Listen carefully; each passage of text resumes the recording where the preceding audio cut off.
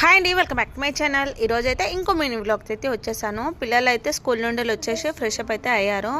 ఇంకా రిషి అయితే world map అయితే వేసేసిండు. ఇప్పుడైతే ఇండియా మ్యాప్ అయితే వేస్తుండు. అన్ష ఏమో ఇలా డ్రాయింగ్ అయితే వేస్తుండు.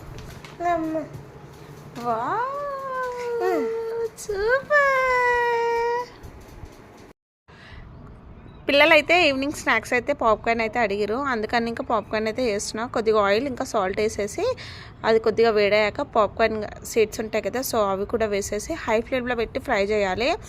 ఇంకా కొద్దిగా మీడియం ఫ్లేమ్లో పెట్టేసి అయితే పెట్టేయాలి. సిమ్లో పెట్టద్దు అసలు. ఏంటంటే లో ఫ్లేమ్లో అస్సలు పెట్టద్దు. లో ఫ్లేమ్లో పెడితే అస్సలు కావు. హై ఫ్లేమ్ ఆర్ మీడియం ఫ్లేమ్లో పెడితేనే అవుతాయి. ఇంకా ఇలా అయితే అయినాయి. ఇంకా పిల్లలకైతే వేసిస్తాను. సూపర్ రా. ఇది నేపాల్, ఇక్కడ నేపాలే. అవును, సూపర్. ఇక పాకిస్తాన్, ఇంకో పాకిస్తాన్. సూపర్ నాన్న. తమ్ముడికి నీకు పార్టీ చేసుకుంటారా? చేసుకో. ఇంకా చెట్లకైతే వాటర్ అయితే పోద్దామని అయితే వచ్చిన. ఏంటంటే ఎండాకాలంలో ఒక్కరోజు వాటర్ పోయకపోయినా కూడా చెట్లు అన్నీ అయితే ఎండిపోతాయి కదా. సో ఇది ఏం చెట్టో ఏమో నాకు తెలియదు, కానీ ఫ్లవర్స్ అయితే మస్తుంటాయి. ఇంక ఇక్కడ బిల్వపత్రి కూడా ఉంది. 1 year అయిపోయింది ఈ బిల్వపత్రి పెట్టి. ఇంత అయింది. చిన్న మొక్క ఉండే తెచ్చినప్పుడు అయితే. ఇంకా ఇక్కడ చామంతి చెట్లు అయితే ఉండే.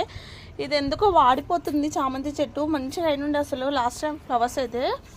ఇంక ఇవన్నీ చెట్లు అన్నట్టు రోజ్ ఫ్లవర్స్ చెట్లు కూడా ఉన్నాయి, కానీ ఇవి ఎందుకు అంత కావు. సో ఇక్కడ ఇంకో ఫ్లవర్ చెట్టు ఉంది.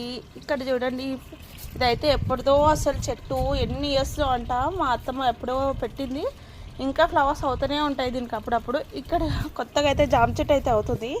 ఇంకా చూసేయండి, సన్సెట్ కూడా అవుతుంది అప్పుడే. ఎంత బాగుంది కదా, సన్సెట్ అవుతుంటే సూపర్ అనిపిస్తుంది. ఇంకా లైవ్గా అయితే ఇంకా బాగుంటుంది అసలు, మస్తుగా అనిపిస్తుంది కదా.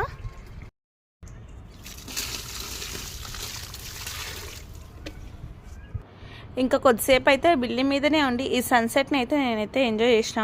అసలు ఎక్కడెక్కడో వెళ్ళి ఎంజాయ్ చేసే కంటే ఇలా చూసి ఎంజాయ్ చేయడం బెటర్ కదా. ఎప్పుడూ టైం ఉండదు. అప్పుడప్పుడు అయితే ఇలా చూడడానికి అయితే ఫ్రీగా ఉండడానికి అయితే కొద్దిగా వీలైతే ఉంటుంది.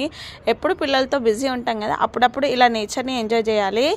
ఇంకా ఎక్కడో వెళ్ళి ఎంజాయ్ చేసే అవసరం లేదు. మన ఇంటి మీదనో మన ఇంటి పక్కనో అలా చూసుకుంటూ అయితే ఉండొచ్చు కదా.